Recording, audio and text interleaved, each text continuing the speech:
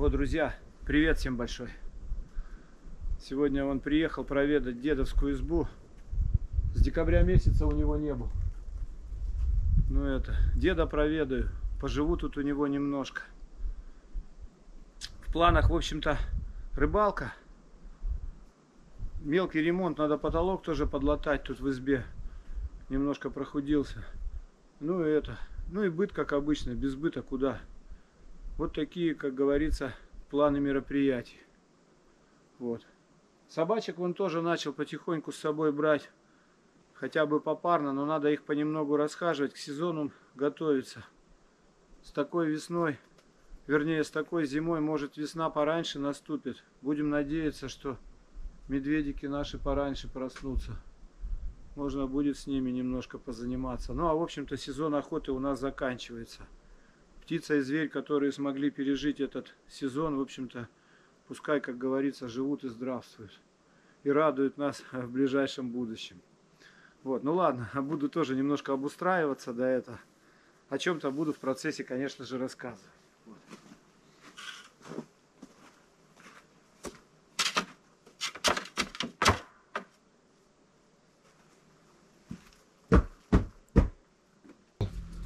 Тут по хозяйству немножко позанимался. Дом пока протопил, потому что когда долго не приезжаешь, а я месяца два, наверное, с лишним не был, дом все равно немножко отсыревает. Хоть и стоит он у нас тут на такой песчаной гриве, но все равно влажность первые, наверное, часов 12 все равно в доме присутствует. Но я тут приехал, поднатопил, окна приоткрыл, двери.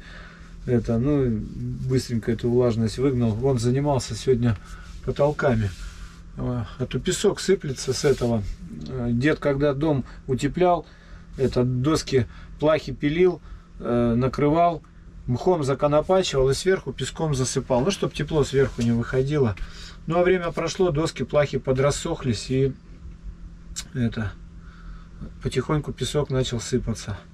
Ну, и я думаю, пока с меня еще песок не совсем сыплется, думаю, надо отремонтировать, а то мы привезли уже эти, вон, как его, панели, года 3, наверное, уже лежат. Все, придем сюда, в эту избу, как говорится, то на рыбалку, то на охоту, и некогда заниматься. А тут вот, ну, думаю, надо сделать. Ну, я освещение заодно поменял.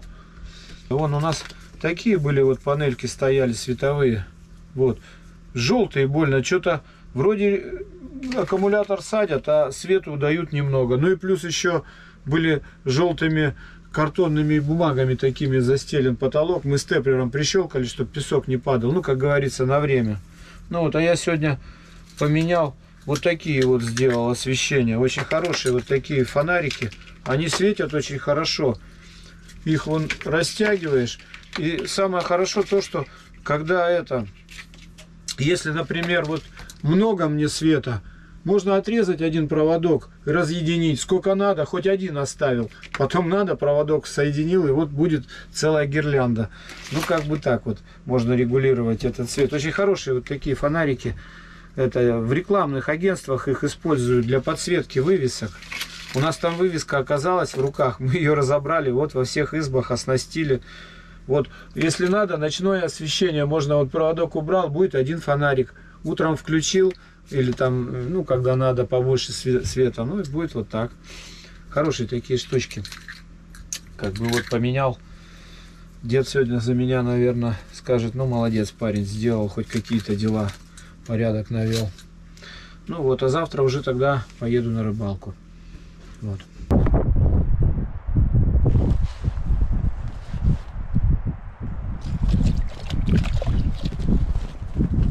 О, окуньку поймал. За целый день вот одну окуньку поймал. Вот такая рыбалка. А погода, вон, видите, портится. Восток. Дело тонкое. В принципе, ничего хорошего от Востока ожидать не приходится. Ребят с Архангельска просил. Говорю, пацаны, хорош, не присылайте нам свои циклоны. Ну, блин, они нас не слушают, не хотят нам помочь в этом плане. Ну, а тут есть, конечно, о чем погрустить, потому что мы им с запада накидываем, они нам с востока. Ну, вот так и живем по-соседски. Но надо собираться тоже. Вон, видите, метла начинается. Поеду, у меня еще там донки стоят, надо донку проверить. Да собака убежала, вон тут лает. Я уж лыжи достал.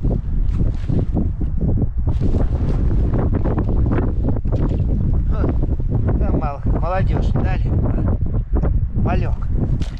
Пусть идет. Нормально. Пусть живет. Малек.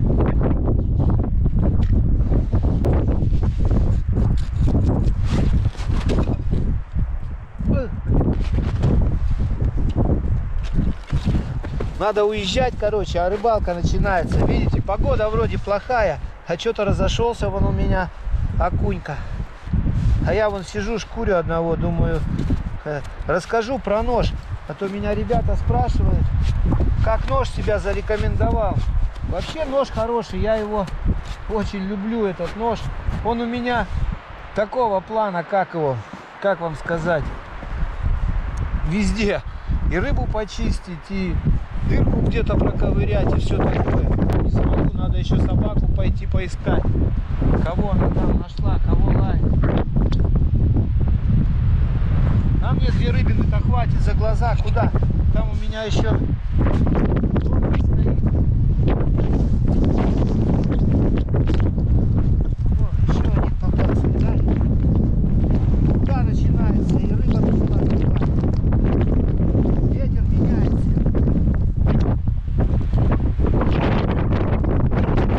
О, видали, что творится? О, видали? На косяк насел. Даже без червя он клюет. Не надо. Хоть червя нету, все равно клюет.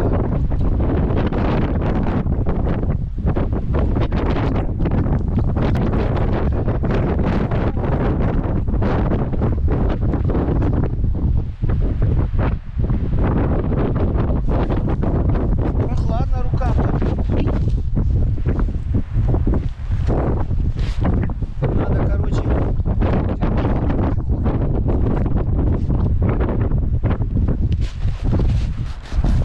На жареху-то хватит. Сейчас еще заскочу, там донку проверю. Ну и будет нормально.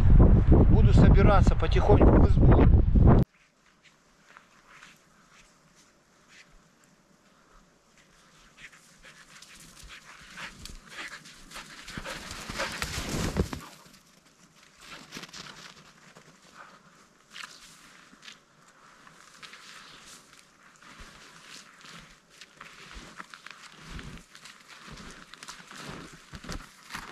Погода испортилась. Ну, сейчас это посмотрю, чем она нас порадует. Это лесная озерушка тут у нас. Ну, как говорится, у природы нет плохой погоды.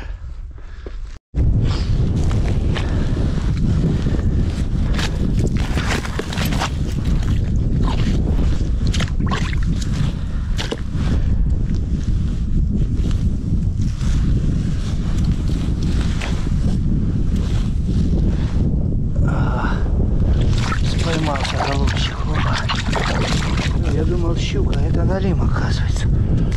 Ну ладно, налим тоже хорошо. Рыба вещь. Особенно, когда ее правильно приготовишь. Семейство тресковых. Хорошая рыбка. Пойдет. Пойдет.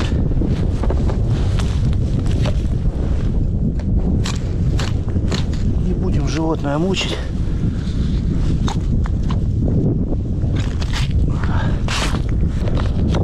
Будет лучше и для него, и для меня.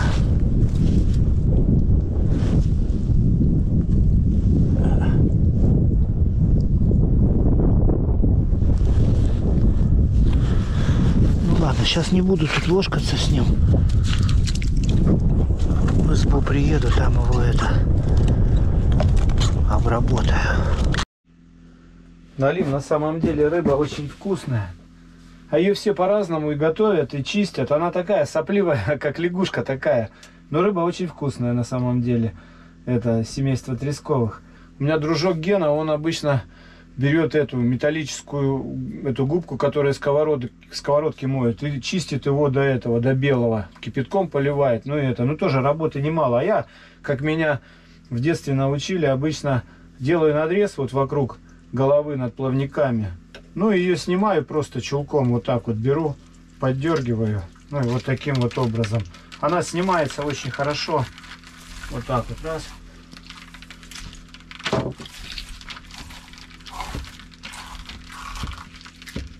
Ну и все, вот она чистенькая получилась.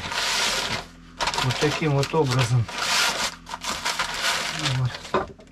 Аккуратненько с гвоздя подрезать можно просто, да и все, или сдернуть просто-напросто.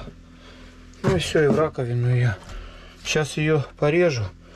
Ну и будет хорошее вкусное блюдо. Вот таким вот образом она делается. А гвоздик аккуратненько вытащу.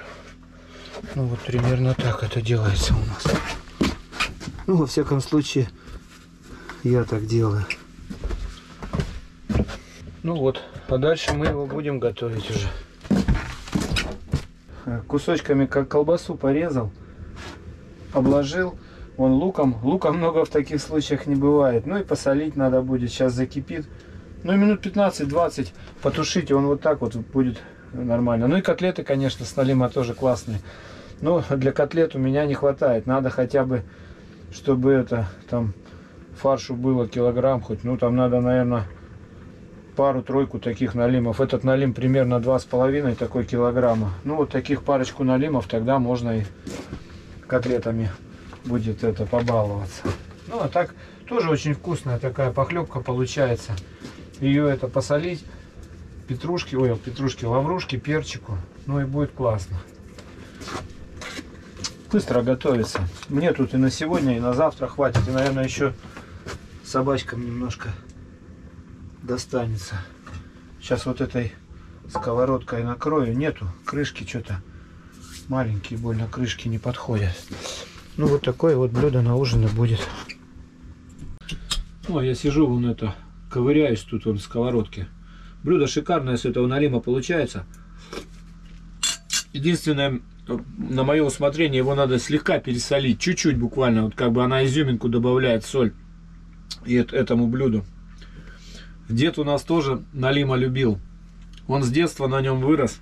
У него отец работал проводником здесь по Кольскому. Ну, водил экспедиции, там геологов. Ну, так как бы по лесам дорог-то особо не было. А мать и две сестры, ну и он занимались рыбалкой. Налима не принимали, считалась сорной рыбой. И поэтому мать, как правило, говорит, готовила ее на стол. Ну и кормила их постоянно этим налимом. Не выкидывать же, как говорится. Вот то, что не принимают. Ну вот. И вот он тоже этот налим очень любил. Поэтому так. Ну ладно, друзья мои, на такой, наверное, ноте буду с вами прощаться. Тоже завтра мы с утра поедем домой. Сейчас перекушу, да тоже отдыхать. А утром поедем домой. Надо тоже дела делать. Дела не ждут, как говорится. Ну а я с вами на этом буду прощаться. Удачки вам всем. Будьте здоровы. Всех благ вам.